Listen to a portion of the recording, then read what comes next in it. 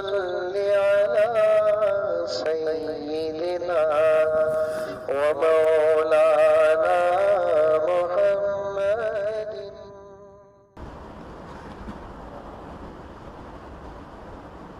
الحمد لله وسلام على عباده الذين اصطفى. أما بعد فأعوذ بالله من الشيطان الرجيم.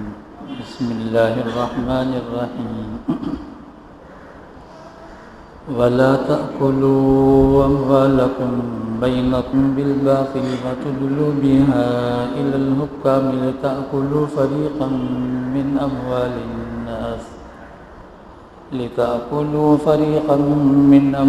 الناس بالإثم وأنتم تعلمون.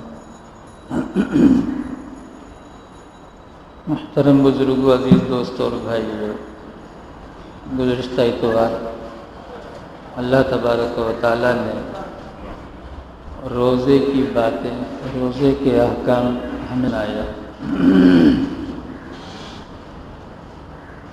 کیا تھا؟ یعنی اللہ تعالیٰ کے احکام کو پورا کرنے کے لیے حلال چیزوں سے بھی رکو.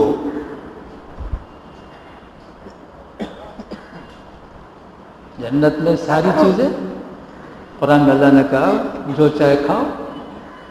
آدم علیہ السلام نے کہا خبردار اس کے قریب بھی نہ جائے. اللہ حکم الحاکمین ہے، جو حکم دیں گے. اب رمضان کسے بولتے ہیں؟ روزہ کسے بولتے ہیں؟ حلال چیزوں سے بھی اپنے آپ کو روکو. تو حرام چیزوں سے آزادی. اب یہاں اس آیت شریفہ میں اللہ تبارک و تعالی حرام چیزوں سے اپنے آپ کو بچاؤ.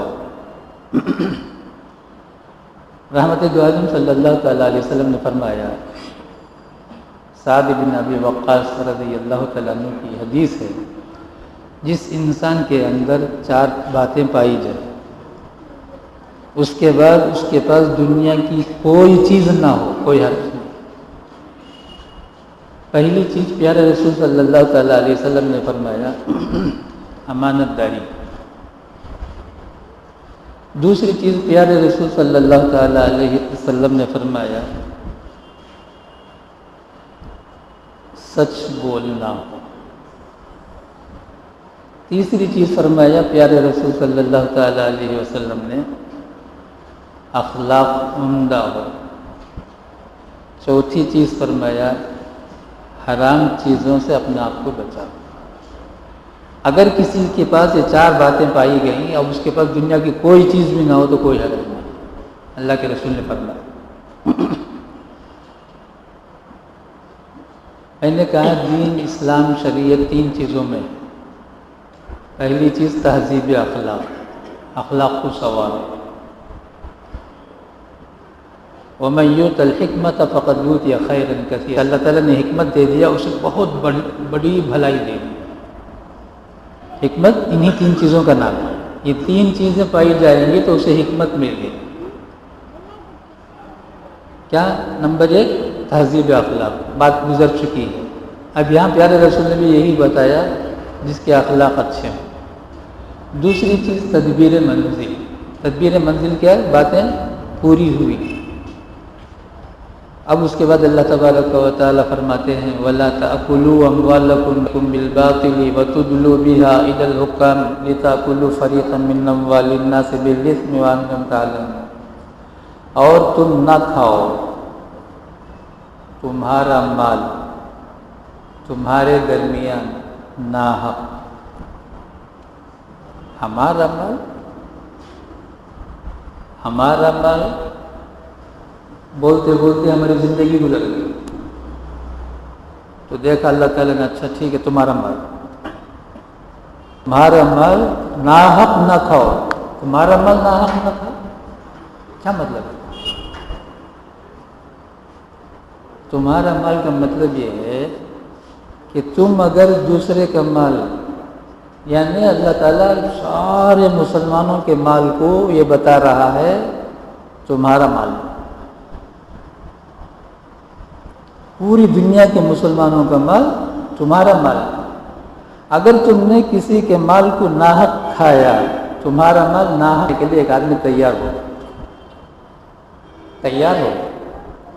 تم نے ظلم کیا تو ایک آدمی تمہارے پاس سے تیار بیٹھا ہے تم پر ظلم کرنے کے لیے. تم نے چوری کیا تو تمہارا مال چوری کرنے کے لیے ایک آدمی بیٹھا ہوا ہے. تم نے رشوت لیا تو تم کو کہیں ایسی جگہ مصیبت میں پھنسو گے تم رشوت کے بغیر کام نہیں کر سکتے. جتنی چیزیں ہیں ناحق کی وہ ساری چیزوں سے اللہ تعالیٰ فرماتے ہیں بچو. کیسے بچو؟ تو اگر تم بچو گے تو تمہارا مال بچے, اگر تم نہیں بچو گے تو تمہارا مال بھی نہیں بچے. اچھا تمہارا آپس میں 4 آدمی ہیں تو کچھ لین دین بھی ہوتا ہے, تو کسی کا مال ناحق نہ کھاؤ. میں اس کی ایک مثال صرف دیتا ہوں, مسئلہ سناتا ہوں. عام طور سے ہم لوگ کیا کرتے ہیں, کبھی کوئی چیز اچھی بن گئی تو کسی گھر کو ہم بھیجتے ہیں رشتے میں یا پڑوس میں. اب عام طور سے فوراً کبھی کبھی برتن خالی کر کے واپس بھیج دیتے ہیں. کبھی کہتے ہیں وہ بھی چلا جاتا ہے, دوسرے دن تیسرے دن بھیجتے ہیں. پیارے رسول نے جو 4 باتیں بتایا کہ جس کے پاس 4 باتیں ہوں گی اس کے بعد دنیا کی کوئی چیز بھی نہ ہو اس کے پاس کوئی حرج نہیں. پہلی چیز امانت داری بتایا.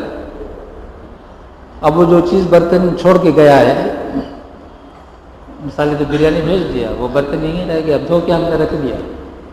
اب گھر میں اچانک ہمیں ضرورت پڑ گئی تو اس کو ہم نے اٹھا کر استعمال کیا. یہ خیانت ہے, یاد رکھو. اور بخاری شریف میں 6 یا 7ویں صفحے میں ہے آیت المنافق ثلاثۃ. منافق کی نشانیاں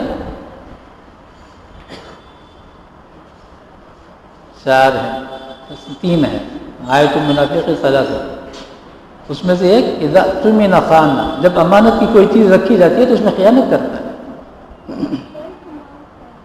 ایک آدمی نے کہا یہ قلم تم رکھو, ہاں میں ابھی لے لیتا ہوں. رکھو بول کر دیا قلم, اب اس قلم کو اٹھا کے دستخط کیا, یہ بھی خیانت ہے. یاد رکھو قیامت میں سے معلوم ہوگا.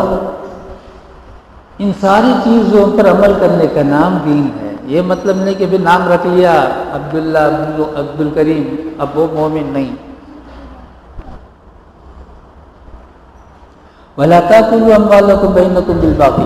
اچھا کیا کرتا ہے, خواہ کیس کرتا ہے, کبھی پولیس کیس کرتا ہے, کبھی کورٹ میں کیس کرتا ہے.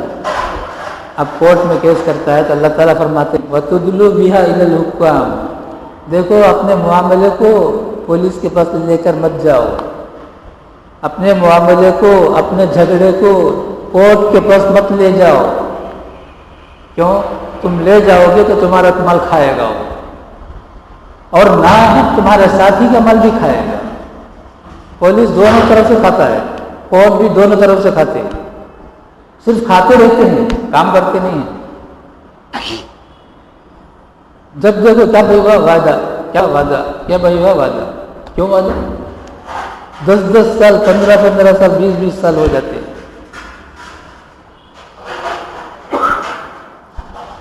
وَتُدْلُوا بِهَا إِلَى الْحُكَّامِ لِتَأْكُلُوا فَرِيقًا مِنْ أَمْوَالِ النَّاسِ, تاکہ تم کھاؤ ایک فریق کا مال گناہ کے ساتھ. اب یہ مال حلال مال نہیں ہے, پاکیزہ مال نہیں ہے. پاکیزہ مال کھانے کی عادت ڈالو. جو آدمی پاکیزہ مال کھانے کی عادت ڈال لیتا تبارک و تعالیٰ مشتبہ چیز سے بھی اس کے پیٹ کی حفاظت کرتے ہیں. اللہ نے حفاظت کرتے ہیں. کہیں جاتا ہے وہ کھاتا نہیں, بعد میں معلوم ہوتا بھی نہیں وہ کھانا فلاں خاصم کا کھانا تھا. وَأَنْتُمْ تَعْلَمُونَ, تم خوب جانتے ہو.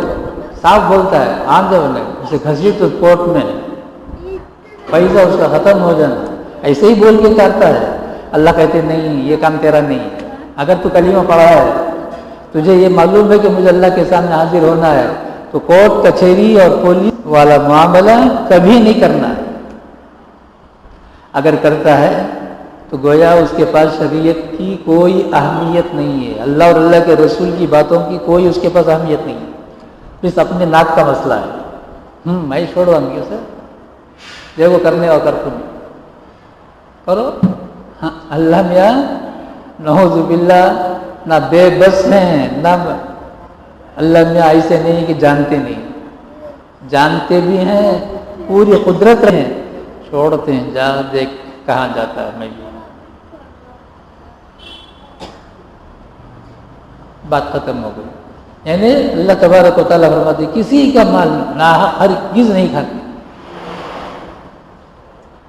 ایک مسئلہ بتاؤں، شاید یہ سب سنا تو حضرت تم نے برابر نہیں حضرت اتنا سب بولے تو ہم نے جینے چھوڑنا نہیں حضرت، یہ بولیں گے نہیں کہ تو نہیں بولے تو بھی دل بولو، نہیں تو گھر میں جا کو ضرور بولیں گے. کیا جی کیا کہتی بولو، ہمیں سنے نہیں سب سے بولتی ہیں. شادی ہو کو دلہن گھر کو آتی ہے، کچھ چیزیں تو خود سے لاتی ہے، ماں باپ سے بھائی بہن سب دیتے ہیں، کچھ تو بھیک مانگ کے لیتے ہیں، وہ چھوڑو. لگژری بھکاری دلہا اور دلہا والے لگژری بھکاری، بھکاری میں بھی بڑا فرسٹ گریڈ والے. بھیک مانگے نہیں تو ان کے پیٹ ہضم کچھ ہوتا ہے. پورے ٹوٹل دلہا اور دلہا والے پورے کے پورے بھکاری. 4-5 مرتبہ بول دیا، پھر بھی کیا بھی ہوں گا نہیں جی وہ سب ہوتا نہیں، دیے تو جی ہوں گا. بولے جا کو 20 کو 20، 40 کو 40، 60 کو 60 پیسہ رہے تو بولو نہیں کہ تو جاؤ. اچھا اب دلہن سب لے کر آتی ہے، ابھی دلہن کو کھول کو بھی دیکھتی نہیں، اس سے پہلے نڑن آتی ہے. ادھر سے دیورانی آتی ہے، ادھر سے جٹانی آتی ہے، ادھر سے ساس آتی ہے. کھول وہ لے تو یہ اٹھا لے، تو یہ اٹھا لے، تو یہ اٹھا لے، میں یہ اٹھا لیتا ہوں. پورا بٹوارا ہو جاتا ہے. قیامت میں معلوم ہوگا یہ جو بٹوارا ہوا کیا ہے. اور ایک سنو، اب دلہن اپنے لیے وہاں سے ٹوال لائی. اب دلہن یا جو شوہر ہیں، شوہر کو بھی وہ ٹوال جو دلہن کو دی گئی ہے اسے اٹھا کر پوچھنے کی حرام ہے. بات میری نہیں، اللہ اور اللہ کے رسول کی سنا رہا ہوں. تب کیا کرنا ہے؟ بیوی کی بھی چیز ہو تو بیوی سے پوچھنا ہے کیا میں اسے استعمال کر سکتا ہوں؟ اگر وہ کہے ہاں ٹھیک ہے استعمال کر. اور دلہن کے پاس اجازت کے اعتبار نہیں ہے، وہ شرما شرمی میں بیٹھی رہتی ہے. 1 ہفتہ تک بھی کوئی بھی اگر مسئلہ سن لیا، ارے میں یہ اٹھا لیتا ہوں نا، انہیں آئی نڑن نے آئی، دیورانی انہیں آئی، کون کی آئی، اب کی اجازت کا بھی کوئی اعتبار نہیں. اس کا پورا وہ شرم ختم ہونا، گھر کے اندر ایک فرد بن جانا، اب اس کے بعد اجازت لینا. تو گویا جو دلہن لائی ہے اسے کھولنے کی بھی کسی کو اجازت نہیں. اب تو کیا ہوتا ہے؟ ایگزیبیشن ہوتا ہے. دوسرے دن پورا خنبہ کو بلاتے ہیں، نہیں آؤ آ کر دیکھو کیا کیا لائی ہے. ہمارا معاشرہ ستیہ ناش ہو گیا. گویا ہم یہ بتانا چاہتے ہیں اللہ کے رسول جو شریعت ہم کو دیے ہیں اس سے ہمیں کوئی سروکار نہیں ہے، ہم وہی کریں گے. نہ وجدنا آباءنا کذالک یفعلون، باپ داداؤں سے جو چلا آتا ہے اسی کو ہم کریں گے. اللہ میں آ کے یہاں میڈم نہیں پکڑیں گے، چھوڑ دیں گے. فلما نسوا ما ذکروا به، پارے 7 میں اللہ تعالیٰ فرماتے ہیں جو بھی ہمارے احکام ہیں بندے جب اسے بھلا دیتے ہیں، فلما نسوا ما ذکروا به فتحنا علیہم ابواب کل شیء. اللہ تعالیٰ فرماتے ہیں دنیا کے سارے دروازے اس کے اوپر کھول دیتے ہیں. کیا تو ایک وقت کی نماز پڑھتا نہیں، دیکھے تو وہاں دکان کھولتا، وہاں فیکٹری کھولتا، وہاں گاڑی لیتا، وہاں بنگلہ بناتا. اللہ نے کھول دیے. اللہ کی نافرمانی کے ساتھ اللہ دنیا کھول دیتے ہیں. حتیٰ اذا فرحوا، جب وہ مگن ہو جاتا ہے، کسی کی کوئی پرواہ نہیں کرتا ہے، اخذناہم بغتۃ، اچانک پکڑتے ہیں اللہ نے. فاذا هم مبلسون، ہاتھ ملتا رہ جاتا ہے، ہائے کیا ہو گیا، ہائے کیا ہو گیا، پاگل ہو جاتا ہے. یہ کیوں ہوا؟ اللہ کے جو حکام نے اسے بھلا دیا. یسألونک عن الأہلہ. آگے حج کا مضمون شروع ہو رہا ہے. نماز روزے کا بیان ہو گیا ہے، حج کا بیان. یسألونک عن الأہلہ، اے نبی آپ سے یہ لوگ پوچھتے ہیں جو چاند نظر آتا ہے، کہلیہ. ابھی ربیع الاول کا چاند ہم لوگ دیکھ رہے تھے، انتظار کر رہے تھے. ابھی انشاءاللہ ربیع ثانی دیکھیں گے. تو اہلہ ہلال کو بولتے ہیں، ہر مہینے کے پہلے چاند. تو نبی علیہ السلام سے پوچھا کفار مکہ نے یہ کیا چاند چھوٹا بھی ہوتا ہے بڑا بھی ہوتا ہے، بیہودہ سوال ہے۔ یہ پوچھنا چاہیے تھا اس چاند کے چھوٹے بڑے ہونے کا فائدہ کیا ہے؟ یہ چاند چھوٹا بڑا کیوں ہوتا ہے سوال کیا تو اللہ نے اس کا فائدہ سنایا۔ ارے چاند جو چھوٹا بڑا ہوتا ہے اس کے بڑے ہیں فائدے یہ ہیں کہ تمہارے جو معاملہ ہے آپس کا اس میں حساب رکھنے میں تمہاری سہولت ہے۔ باقی اگر انگریزی تاریخ رکھیں، انگریزی تاریخ بڑی مشکل ہے، چاند کی تاریخ بڑا، یہ اصل میں ہمارا دماغ اب چاند کی تاریخ کو جانتا بھی نہیں۔ عرب پورے کے پورے جہالت کے زمانے میں بھی ابراہیم علیہ السلام کے زمانے سے لے کر رحمت دو عالم صلی اللہ تعالیٰ علیہ وسلم تک ہر کافر، کٹر سے کٹر کافر چاند پر اپنی زندگی کو لگایا تھا۔ چاند ہر ایک دیکھتا تھا، ابو جہل بھی چاند کو دیکھتا تھا، بھئی آج چاند کی رات ہے دیکھیں گے چاند۔ کیوں؟ ابراہیم علیہ السلام نے حج کو چاند کے ساتھ ملا دیا۔ ذی الحجہ کے مہینے میں 10ویں تاریخ کو حج ہے، 9ویں تاریخ کو حج ہے، 8ویں تاریخ کو حج ہے، یہ سب حج کے ایام ہے، اس کا تعلق۔ اور رمضان کے روزے وہ بھی چاند سے تعلق رکھتا ہے۔ اللہ تعالیٰ فرماتے ہیں اے نبی سناؤ ان کے جواب میں، قل ہی مواقیت للناس والحج، لوگوں کے اوقات متعین کرنے کے لیے، حساب و کتاب کرنے کے لیے چاند کے فائدے ہیں، والحج اور حج کے۔ احرام بن کر نکل گیا۔ اسلام اور شریعت جو آئی ہے، بار بار دہراتا ہوں، جتنی غلط قسم کی باتیں تھیں، جتنے رسومات تھے، ان سب کو مٹانے کے لیے ہی اسلام آیا۔ اب احرام باندھ کر نکلنے کے بعد اس سے ضرورت پڑ گئی گھر جانے کی، تو سیدھے راستے سے آتے نہیں۔ اسے کیا سمجھتے تھے؟ وہ ہم تو احرام باندھ کے اللہ کے راستے میں نکل گئے، اب پھر کیسے آئیں؟ وہ یہ تو صحیح نہیں ہے، تو گھر کے پیچھے سے چڑھ کے کود کے آتے تھے۔ تو اللہ تبارک و تعالیٰ نے فرمایا یہ ڈھونگ رچانے کی ضرورت نہیں ہے، یہ کوئی دین نہیں ہے، یہ کوئی نیکی نہیں ہے۔ کرنے کا تو بہت کچھ کر لیا، اب صرف احرام کی حالت میں گھر سے باہر نکلنے کے بعد کوئی ضرورت پڑ گئی تو گھر کے دروازے سے آنے کو تم نے برا سمجھا، اب جس کی وجہ سے اپنے آپ پر ہی ڈال کے اوپر سے کود کے نیچے آئے۔ واہ، یہ کوئی بات ہوئی؟ نہیں، یہ نیکی نہیں ہے۔ علامہ اقبال کا ایک شعر یاد ہوگا آپ لوگوں کو، مجھے تو یاد نہیں ہے، رسم رضا رہ گئی روح بلالی نہ رہی۔ اذان کی رسم تو رہ گئی لیکن اذان کی جو روح ہے وہ ختم ہو گئی۔ لہٰذا اذان کون دیتا ہے؟ جو چاہے دیتا ہے۔ جبکہ دیکھو حضرت بیٹھے ہیں، کوئی کتاب اٹھا لو فقہ کی، حدیث کی اٹھا لو، لکھا ہے اذان کے لیے اعلم بالسنہ، پہلا جملہ ہے، جو نبی علیہ السلام کی سنتوں کو سب سے زیادہ جاننے والا ہو وہ اذان کے لیے آگے بڑھے۔ جب اذان کے لیے بات ہے تو امامت کے لیے وَلَيْسَ الْبِرُّ بِأَنْ تَأْتُوا الْبُيُوتَ مِنْ ظُهُورِهَا، اللہ تعالیٰ فرماتے ہیں نیکی یہ نہیں ہے گھر کے پیچھے سے آؤ، پچھاڑے سے آؤ، وَلَكِنَّ الْبِرَّ مَنِ اتَّقَى، نیکی یہ ہے کہ اللہ سے ڈرو، بس اللہ سے ڈرو۔ قرآن بار بار دہراتا ہے اللہ سے ڈرو، اللہ سے ڈرو، اللہ سے ڈرو۔ اس کا فائدہ کیا؟ نیکیاں بہت ہوں گی۔ فَأْتُوا الْبُيُوتَ مِنْ أَبْوَابِهَا، احرام بن کے نکلے ہو، ضرورت پڑ گئی، اسی احرام کی حالت میں گھر کے اندر، گھر کے دروازے سے آؤ، کوئی گناہ نہیں ہے، کوئی بری بات نہیں ہے۔ وَاتَّقُوا اللَّهَ، پھر سے کہا وَاتَّقُوا اللَّهَ، آیت ختم بھی نہیں ہوئی، پھر سے کہا وَاتَّقُوا اللَّهَ، ڈرو اللہ سے، لَعَلَّكُمْ تُفْلِحُونَ، یقیناً کامیاب، یقیناً کامیاب۔ دیکھو رحمت دو عالم صلی اللہ تعالیٰ علیہ وسلم کے پاس دنیا نہیں تھی، صحابہ کے پاس دنیا نہیں تھی، لیکن دنیا میں چمک کے آج تک چمک رہے ہیں، قیامت کی صبح تک چمکتے رہے ہیں۔ پوری دنیا مل کر اس کی چمک دمک کو ختم کرنے کی پوری طاقت صرف کر دی، آج بھی کر رہے ہیں۔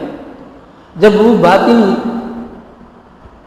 کفار اور مشرکین کو نہیں ہوا تو کلمہ پڑھنے والے کو خرید لیا، بھائی تم آؤ ہمارا کام کرو، ہم سے نہیں ہو رہا ہے۔ تو کوئی قادیانی کی شکل میں آیا، کوئی غیر مقلد کی شکل میں آیا، کوئی منکرین حدیث کی شکل میں آیا، یعنی اہل قرآن بول کر آیا، یعنی سب آ کر یہ چاہتے ہیں کہ پیارے رسول جو شریعت لائے اس کا جو چمک دمک ہے اسے مٹا دو، ختم کر دو، کچھ بھی نہیں ہو سکتا، قیامت کی صبح تک نہیں ہو سکتا۔ وَاتَّقُوا اللَّهَ لَعَلَّكُمْ تُفْلِحُونَ، یقیناً تم کامیاب ہو۔ اب آگے ایک مسئلہ ہے جہاد کا۔ جہاد کسے بولتے ہیں؟ پہلے جہاد کی ایک تعریف سن لو۔ جہاد کی شرائط بہت لمبے چوڑے ہیں، اس کا اب موقع نہیں ہے مجھے۔ جہاد کی تعریف سنو۔ اللہ کا نام اللہ کی زمین پر اللہ کے لیے بلند کرنے کا نام جہاد ہے۔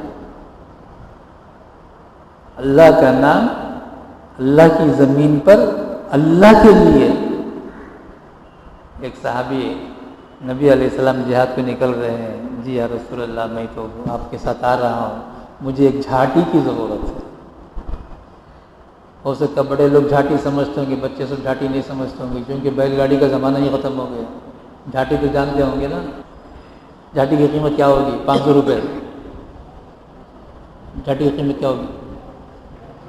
ارے بولو نا، 500 روپے۔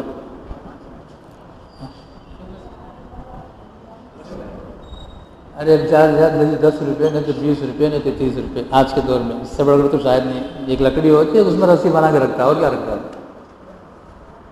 تو صحابی نبی علیہ السلام سے فرماتے ہیں مجھے جھاٹی کی ضرورت ہے، تو کیا میں مال غنیمت میں سے میں جھاٹی اٹھا لوں؟ نبی علیہ السلام نے فرمایا تم جھاٹی کی غرض سے چونکہ نکل رہے ہو، جہاد میں نکل گئے تو تمہیں ایک پائی کی نیکی نہیں ملے گی، یہ جھاٹی تمہیں جہنم میں پہنچا کر رہے گی۔ ایک اور قصہ سناتا ہوں، مشکاۃ شریف میں حدیث ہے۔ پیارے رسول صلی اللہ تعالیٰ علیہ وسلم کے خادم خاص، خادم خاص کا تو معلوم، پی اے بول دو نا، لفظ اچھا نہیں ہے لفظ، پی اے جو بولتے ہیں انگریزی زبان میں وہ ایک غلط قسم کا کراہت معلوم ہوگی، لیکن سمجھانے کے لیے استعمال کیا۔ نبی علیہ الصلوۃ والسلام کے ساتھ ہیں، غزوے میں جا رہے ہیں، اور نبی علیہ الصلوۃ والسلام کی اونٹنی پر سے نبی علیہ السلام کا سامان اتار رہے ہیں۔ نبی علیہ السلام اتر گئے۔ بتاؤ اس کتنی بڑی خدمت ہے، خدمت معمولی ہے؟ نبی کے خاص خادم نبی کا سامان جہاد میں اتار رہے ہیں، دشمن کی طرف سے تیر آئی، لگی اور ختم ہو گئی۔ واہ واہ، بس صحابہ کی زبان سے بے ساختہ نکلا، واہ نبی کا خادم خاص اللہ کے راستے میں نبی کا سامان اتارتے ہوئے نبی کے اونٹنی سے شہید ہو گیا، ایسی موت ہمیں کاش کے نصیب ہوئی ہوتی۔ نبی نے سن لیا، کیا کہا تم لوگوں نے؟ جی یا رسول اللہ یہ کہا۔ سمجھ گئے صحابہ، او ہو کوئی پکڑ رہے ہیں اب یہاں۔ تو نبی علیہ السلام نے فرمایا تم تو خوش ہو رہے ہو کہ یہ جنت میں ہے، میں اس آگ میں جہنم میں جلتے ہوئے دیکھ رہا ہوں۔ صحابہ کو تعجب ہو، یہ کیا بات ہو گئی؟ تو دیکھا ان کے سامان میں مال غنیمت کا، مال غنیمت کو سمجھنا تھا تو بیت المال، آج جو مزاتین میں مدارس میں اسی کو مال غنیمت بولتے ہیں۔ مساجد کے اور مدارس عربیہ کا جو بیت المال ہے یعنی کیش، یہ کیش مال غنیمت میں سے ہے۔ تو فرمایا مال غنیمت میں سے معمولی 2-4 روپے کی چیز ان کے سامان میں تھا۔ پیارے رسول نے فرمایا اسی 2-4 روپے کے سامان کی وجہ سے وہ جہنم میں جلتے ہوئے میں آنکھوں سے دیکھ رہا ہوں۔ اب بتاؤ کیا کریں گے ہم لوگ؟ جئیں گے دنیا میں؟ معمولی چیز نہیں ہے جہاد، وہاں بھی یہی ہے، ایک چیز میں ہاتھ لگانے کی اجازت۔ مشہور ہے عمر ابن عبدالعزیز رحمۃ اللہ علیہ کا، جب بھی مشک آتا تو حضرت تقسیم نہیں کرتے تھے، حالانکہ تقسیم کرنے میں کیا بھی نہیں ہوگا، ہاتھ میں لگے گا۔ حضرت سمجھتے تھے نہیں مال غنیمت کا اتنا بھی مجھے فائدہ نہیں اٹھانا، اتنا بھی مجھے فائدہ نہیں اٹھانا۔ گھر کی مرمت کرتے ہیں بیوی کو ساتھ لے کر، میاں بیوی کام کر رہے ہیں، دیکھنے کو دیکھ لیا، امیر المومنین وقت کے عمر ثانی ہیں، آپ کسی معمار کو بلا لیتے ہیں، نہ میرے پاس اتنا پیسہ نہیں معمار کو مزدوری دینے کے لیے،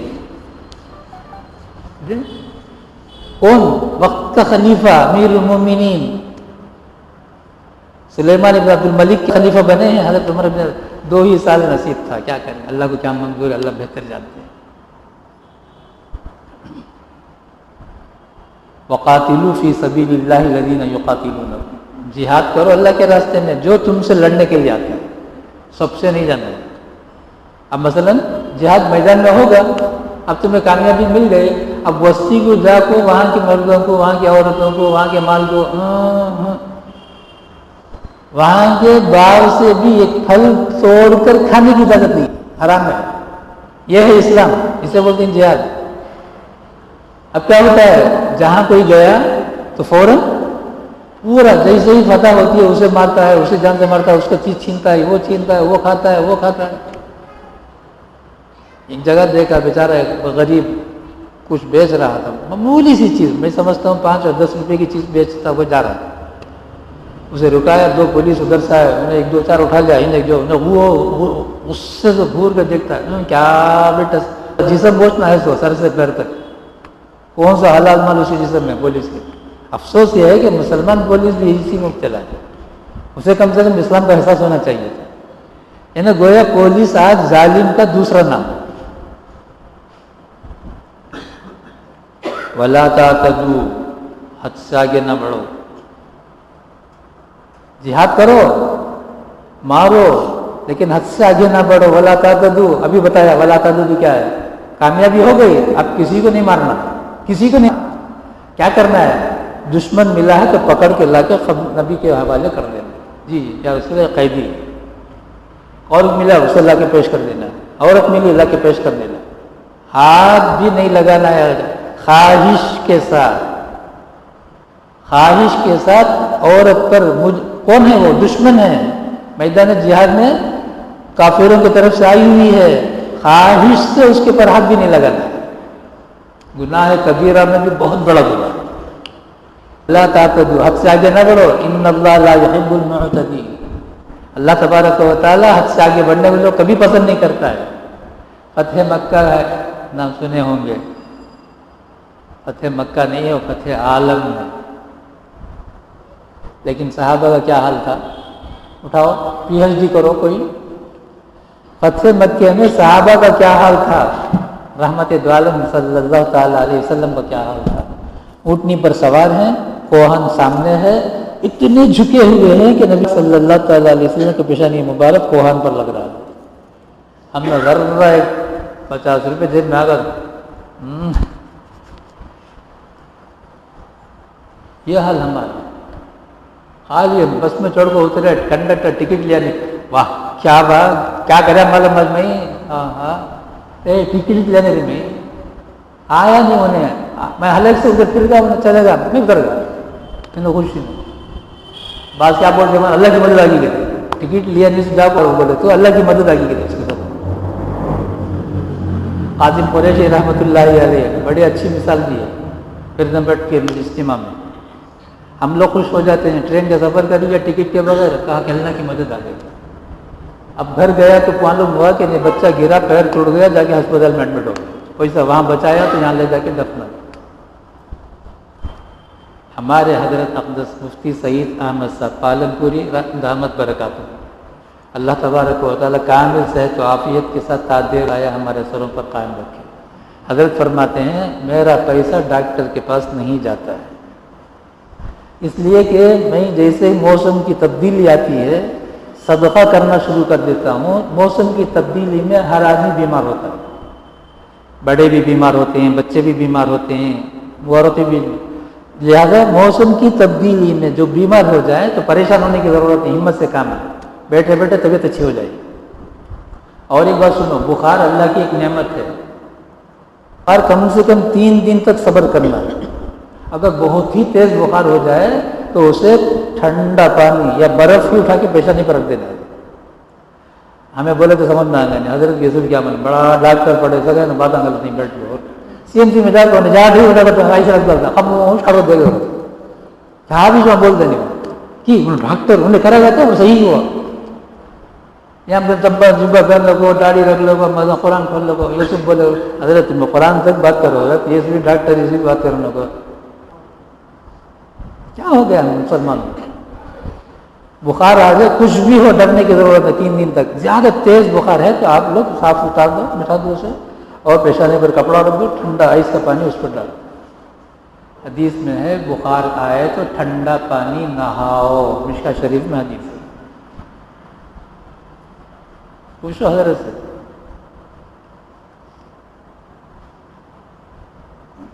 وَقْتُلُوهُمْ حَيْثُ ثَقِفْتُمُوهُمْ. اب جب جہاد دیکھو جتنے جہاد ہوئے نبی علیہ السلام کی طرف سے، اور ایک ہے جہاد تو 2 قسم کے ہیں، ایک کا نام غزوہ ہے، ایک کا نام سرایا ہے. غزوہ اس جہاد کو بولتے ہیں جس میں رحمت دو عالم صلی اللہ تعالیٰ علیہ وسلم بنفس نفیس شریک ہوتے ہیں، اور جس میں نبی علیہ السلام صحابہ کو بھیج دیتے ہیں، خود نبی پاک صلی اللہ تعالیٰ علیہ وسلم شریک نہیں ہوتے ہیں، اس کو سرایا بولتے ہیں. سب ملا کر 50 پر 2 دونوں ملا کر. اب 52 جو جہاد ہوا ہے اس میں نبی پاک صلی اللہ تعالیٰ علیہ وسلم نے ایک کے سوائے کون سا جہاد بھی خود سے آگے بڑھ کر نہیں کیا ہے.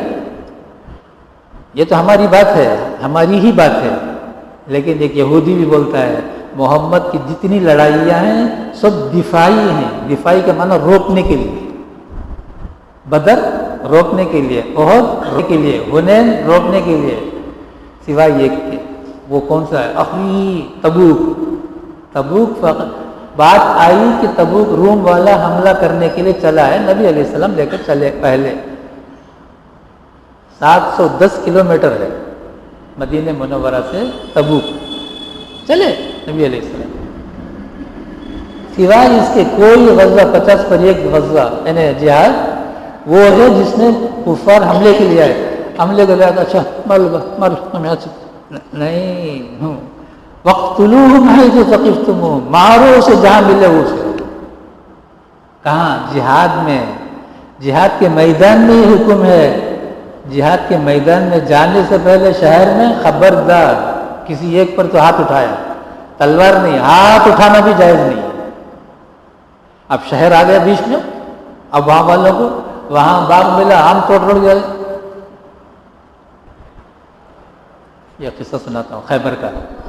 خیر ایک ایسا غزوہ ہے جس میں صحابہ مالدار ہو گئے کر بول سکتے ہیں. وہ اتنا مالا غنیمت آیا. خیبر بہت بڑا قلعے کا نام ہے، بڑا فخر تھا ان لوگوں کا اپنے قلعہ پر. نبی علیہ السلام صحابہ آ گئے، وہ لگا گیٹ بند کر رہے. یہ قلعہ کچھ بھی نہیں ہے، وہ قلعہ بہت زبردست قلعہ، پورے عرب میں مشہور خیبر. اب حملہ تو کر سکتے ہیں کیوں؟ اوپر وہ لوگ بیٹھے ہوئے تلوار، دور سے سب بیٹھے ہوئے نبی علیہ السلام صحابہ. بکریاں چرانے والا حبشی، کالا کلوٹا، موٹے ہونٹ، رات چپٹی، پسینہ پسینہ پورا جسم، کالا کر بولے تو کوے سے بھی بڑھ کو کالا. جا لگے تو سن لیا کہ مکے سے عرب سے بادشاہ آئے ہوئے ہیں. کوئی بول دیا وہ دھوکا، آج تک میں نے بادشاہ کو نہیں دیکھا ہے.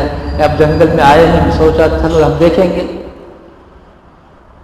پہنچے، دیکھو کیا سنانا، وقت ضائع کرنے والا قصہ نہیں سنا رہا ہوں. اب وہ پوچھتے پوچھتے اس ٹینٹ کے پاس پہنچے جہاں نبی پاک صلی اللہ تعالیٰ علیہ وسلم رونق افروز تھے، تشریف فرما تھے. پوچھا بھائی تمہارے بادشاہ کہاں ہیں؟ دیکھو وہ ٹینٹ نظر آتا ہے، اس میں ہے. اسی میں ہے. مذاق کرتے ہو تم لوگ، اس لیے کہ وہ سوچا بادشاہ بولے تو ویسا رہے گا، چھپر ہوگا، بنگلہ ہوگا. اب ایسے کیا نہیں کرتے، دھوم مچاتے نہیں. کوٹے میدان میں آنے کا 1 مہینہ پہلے، بعد 1 مہینہ پہلے پورا کر سو. تو ویسا سوچ کر بیٹھا تھا ہوں حبشی. تو اندر گیا تو رحمت دو عالم صلی اللہ تعالیٰ علیہ وسلم کھجور کے چھال پر آرام فرما رہے تھے، آدھا لیٹے آدھا بیٹھے ہوئے. پوچھا بھائی تمہارے بادشاہ کون ہے؟ پھر یہاں تم لوگوں نے مذاق شروع کر دیا. یہ اس لیے کہ چادر مبارک پورے بدن پر ڈھکا ہوا نہیں تھا، تھی تو ایک ہی چادر اوپر، ایک چادر تو پنجے لنگی کی شکل کا یہی ہے۔ تعجب ہوا اسے اور خوش ہو گیا، پوچھا آپ کا کیا مطالبہ ہے، آپ کا کیا ڈیمانڈ ہے؟ ارے میرا ڈیمانڈ یہ ہے کہ کہو لا الہ الا اللہ۔ تو اس نے کہا میں کہا لا الہ الا اللہ کہوں گا تو کیا ہوگا؟ تم لا الہ الا اللہ کہو گے تم کو ہم سینے سے لگا دیں گے۔ بادشاہ ہو کے مذاق کرتے ہیں، مجھے آپ سینے سے لگا دیں گے؟ اتنا کلوٹا، ناک چپٹا، بونٹ موٹے، پورے بدن میں پیشانی کی بدبو، مجھے سینے سے لگا؟ ارے نہیں باہر جتنے لوگ ہیں میرے سب تجھے سینے سے لگا۔ ہاں بالکل، پڑھ لیا اشہد ان لا الہ الا اللہ واشہد ان محمد رسول اللہ۔ خوش ہو گئے۔ خوش ہونے کے بعد کہا میں بکریاں چرا رہا ہوں، بے شمار بکریاں ہیں، 500-600 بکریاں ہیں، میں بولتا ہوں، گنتی نہیں ہے کتابوں میں، یہ ساری بکریاں میں آپ کو دے دیتا ہوں، نظر دل دیکھنا گا تو بازو گھر کی شادی میں دیکھنا گا، بول دیں نہیں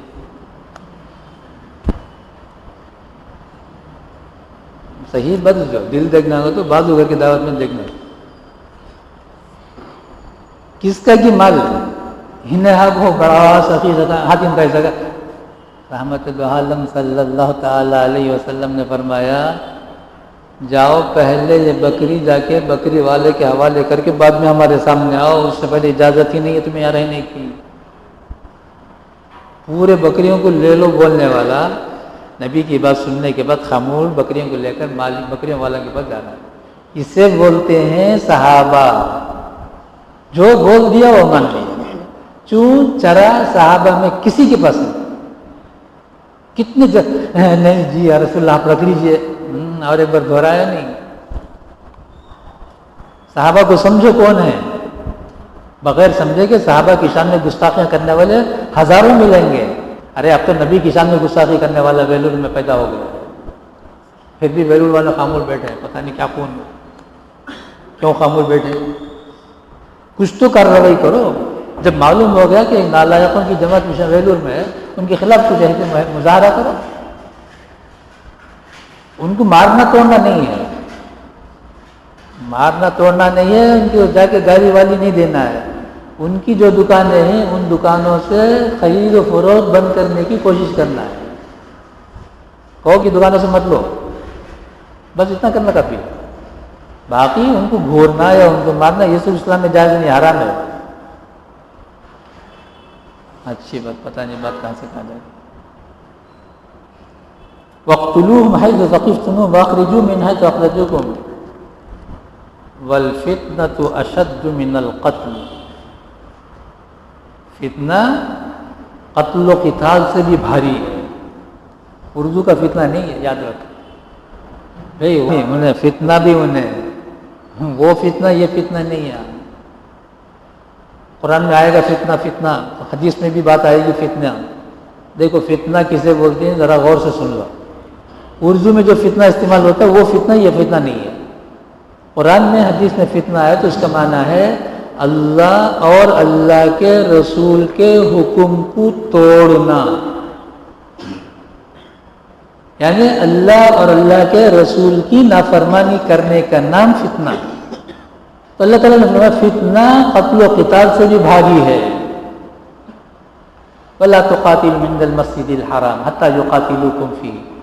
دیکھو قتل و قتال تو کرو لیکن مسجد حرام کے پاس خبردار، من دخلہ کان آمینہ، یہ میرا گھر ہے، میرا قانون ہے، جو یہاں آ جائے وہ محفوظ ہے، مامون ہے۔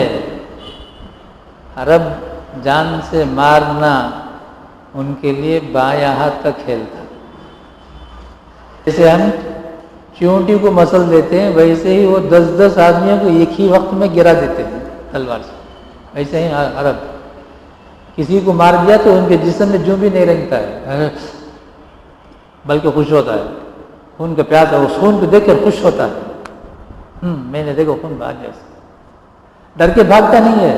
یہ سو مزاج رکھ کر اب سمجھو عرب کو۔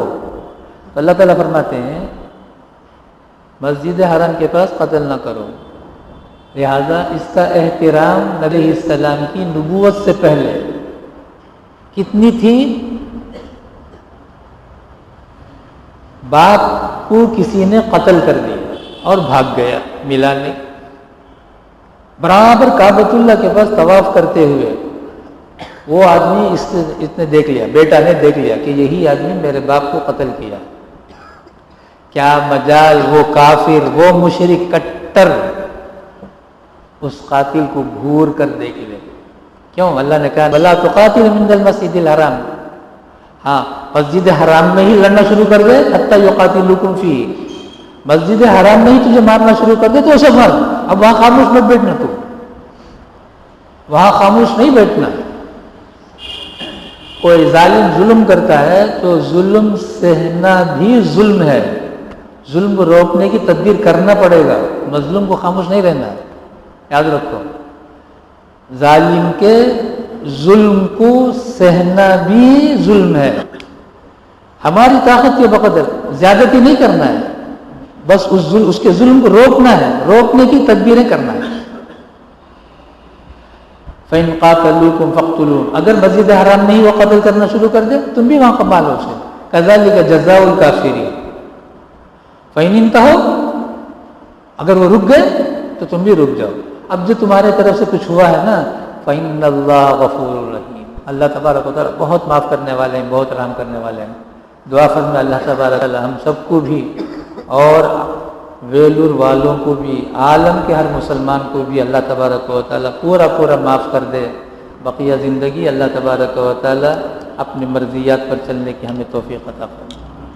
الحمدللہ رب العالمین. اللہم صلی علی سیدنا و شفیعنا و نبینا و مولانا محمد وعلی آل سیدنا و نبینا و مولانا محمد وبارک وسلم. ربنا آتنا فی الدنیا حسنہ وفی الآخرۃ حسنۃ وقنا عذاب النار. صلی اللہ تعالی علی خیر خلقہ محمد وآلہ وأصحابہ اجمعین برحمتک یا ارحم الراحمین والحمد للہ رب العالمین.